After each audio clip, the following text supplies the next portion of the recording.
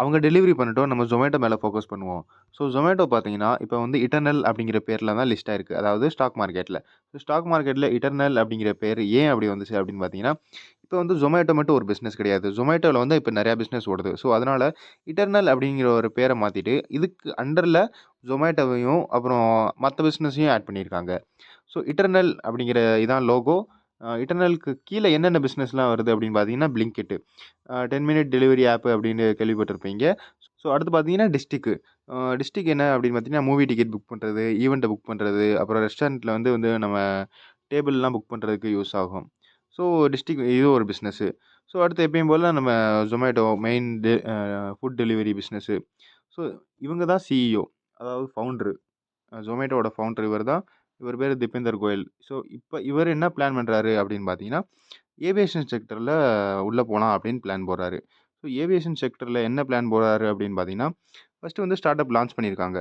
யாரு? Founder of Zomato Deepinder Goyal. என்ன பேர்ல அப்படின்னு பார்த்தீங்கன்னா, எல்ஏடி ஏரோஸ்பேஸ் அப்படிங்கிற பேர்ல வந்து ஒரு ஏ ஏவியேஷன் செக்டர் வந்து ஆரம்பிக்கலாம் அப்படின்னு ஸ்டார்ட் அப் பிளான் பண்ணியிருக்காரு. ஸோ இந்த எல்ஐடி ஏரோஸ்பேஸில ஃபவுண்டர் யாரு அப்படின்னு பார்த்தீங்கன்னா, சுரபி தாஸ். அவங்களும் ஏற்கனவே Zomatoல வேலை பார்த்துருக்காங்க. ஸோ இவங்களோட மிஷன் என்ன அப்படின்னு பார்த்தீங்கன்னா, கம்மியான பிரைஸ்ல, அஃபோர்டபிள் பிரைஸ்ல வந்து அக்சஸ் ஆகணும் கஸ்டமருக்கு அப்படின்னு அவங்க பிளான் போடுறாங்க. ஸோ இதில ப்ராப்ளம் அப்படின்னு வந்துருச்சு. ஸோ ப்ராப்ளம்னா என்ன அப்படின்னு பார்த்தீங்கன்னா, ஃபர்ஸ்ட்டு ப்ராப்ளம் என்னன்னு தெரிஞ்சுக்கோங்க. ப்ராப்ளம் என்ன அப்படின்னு பார்த்தீங்கன்னா, மொத்தம் இந்தியால வந்து 450 ஏர் ஸ்ட்ரிப் இருக்கு. ஏர் ஸ்ட்ரிப்னா ஏரோப்ளேன் லேண்டிங் ஏரியா.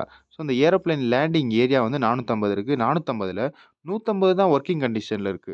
மீதி வந்து வொர்க்கிங் கண்டிஷன்லயே இல்ல. ஸோ அதனால இவர் என்ன பிளான் போடுறாருன்னா, இது ஒரு ப்ராப்ளமா எடுத்திருக்காரு. ஸோ இது ஒரு ப்ராப்ளம்னா, நம்ம ஒரு ப்ராப்ளம சால்வ் பண்ணிட்டோம்னு வைங்களேன், சால்வ் பண்ணிட்டோம்னா அது ஒரு ஸ்டார்ட் அப். சால்வ் பண்ணி அத ஒரு பிசினஸ்ல கொண்டு வந்துட்டோம்னா, பிசினஸ் வச்சு நம்ம ஏர்ன் பண்ண ஆரம்பிச்சிட்டோம்னா, அது ஒரு ஸ்டார்ட் அப். ஓகே. ஸோ இது ஒரு ஸ்டார்ட் அப்பா அவரு வந்து எடுத்திருக்காரு. சீட் கெப்பாசிட்டி அதாவது எத்தன பேர் உட்காரலாம் அப்படின்னு பார்த்தீங்கன்னா, மினிமம் 12 பேரு, மேக்ஸிமம் 24 பேர் உட்காரலாம்.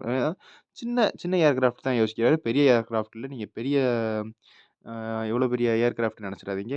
இதெல்லாம் பெரிய பெரிய ஏர்கிராஃப்ட் அதாவது லாங் டிராவலுக்கு தான் யூஸ் ஆகும். ஸோ இவர் ஸ்மால் டிராவலுக்கு தான் யோசிக்கிறாரு.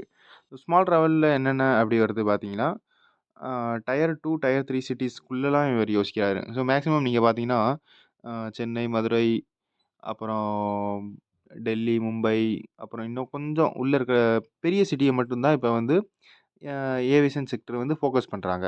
ஸோ இவர் என்ன சொல்றாருன்னா, இவர் டயர் 2, டயர் 3 சிட்டீஸ்லயும் ஃபோக்கஸ் பண்ணுவாங்களாம். ஸோ ஸ்மால் கொஞ்சம் மீடியமான சிட்டிலயும் அவரு வந்து இந்த ஏரோஸ்பேஸ வந்து அ அப்ளை பண்ணலாம் அப்படின்னு சொல்றாங்க. ஸோ ஏற்கனவே ஃபண்டிங் நடந்திருக்கு. $50 மில்லியன் வந்து இன்வெஸ்ட் பண்ணியிருக்காங்க. $20 மில்லியன் வந்து அவரே திபேந்தர் கோயலே வந்து இன்வெஸ்ட் பண்ணியிருக்காரு. ஸோ ஹையரிங் நடந்துகிட்டு இருக்கு. அதாவது அவங்க வந்து ஆள் தேடிக்கிட்டு இருக்காங்க. ஏரோஸ்பேஸ் இன்ஜினியரு, சிஸ்டம் டிசைனரு, அப்புறம் ஏவியேஷன் எந்தூசியாஸ்ட் வந்து ஆள் தேடிக்கிட்டு இருக்காங்க.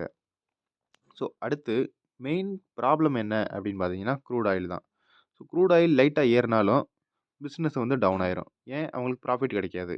ஏன் ப்ராஃபிட் கிடைக்கிறத விட அவங்களுக்கு லாஸ் தான் அதிகமாகும்.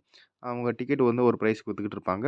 ஸோ இந்த டிக்கெட் ஒரு பிரைஸ்க்கு விக்கும்போது, அவங்க வந்து ஒரு க்ரூட் ஆயிலுக்கு ஏத்த மாரி அவங்க பிரைஸ் புக் பண்ணியிருப்பாங்க.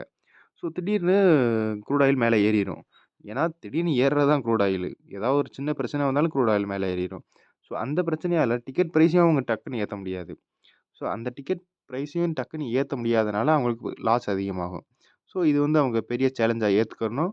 க்ரூட் ஆயில. ஏன்னா அவங்களுக்கு ஃபியூல் வேணும். ஃபியூல்னா க்ரூட் ஆயில்லேருந்து தான் எடுக்க முடியும். க்ரூட் ஆயில் அதிகமாயிருச்சுன்னா அவங்களுக்கு ஆப்பரேஷன் பண்ண முடியாது. அதாவது அவங்க பிசினஸ வந்து நடத்த முடியாது. ஸோ கிங்ஃபிஷர் அப்படின்னு பார்த்தீங்கன்னா, கிங்ஃபிஷரும் இதே லாஜிக்ல தான் டவுன் ஆயிருச்சு. இந்த லாஜிக்கால கிங்ஃபிஷரே டவுன் ஆகும்போது இது கொஞ்சம் பெரிய இண்டஸ்ட்ரி. ஏவியேஷன் செக்டர்ல ஓரளவுக்கு நல்ல பேர் இருந்துச்சு கிங்ஃபிஷருக்கு. இவ்வளோ பெரிய ஏவியேஷன் செக்டர்ல இருக்கிற இவ்வளோ பெரிய பிசினஸேவும் டவுனுக்கு வந்துருச்சு. எதனால? க்ரூட் ஆயில்னால தான். ஸோ இவங்க க்ரூட் ஆயிலுங்கிறதுக்கு இவங்களுக்கு ஒரு பெரிய சேலஞ்சா இருக்கும். ஸோ திபேந்தர் கோயல் இந்த பிசினஸ்ல சக்சஸ் ஆவாரா? மாட்டாராங்கிறது தான் இப்ப கேள்வி. Zomatoல உள்ள வந்து அவர் நல்லா பாசிட்டிவா கொண்டு வந்து, இப்ப வந்து அந்த Zomato பிசினஸ் வந்து பாசிட்டிவா இருக்கு. அதாவது ப்ராஃபிட் கிடைக்குது அவங்களுக்கு. ஸோ ஸ்விக்கி இன்னும் அவங்க நெகட்டிவ்ல தான் இருக்காங்க. அவங்களுக்கு இன்னும் ப்ராஃபிட்ல வரல அவங்க. ஸோ இந்த வீடியோல அவ்வளோதான். அடுத்த வீடியோல பார்ப்போம். நான் தான் ஸ்டாக்கர். Good bye.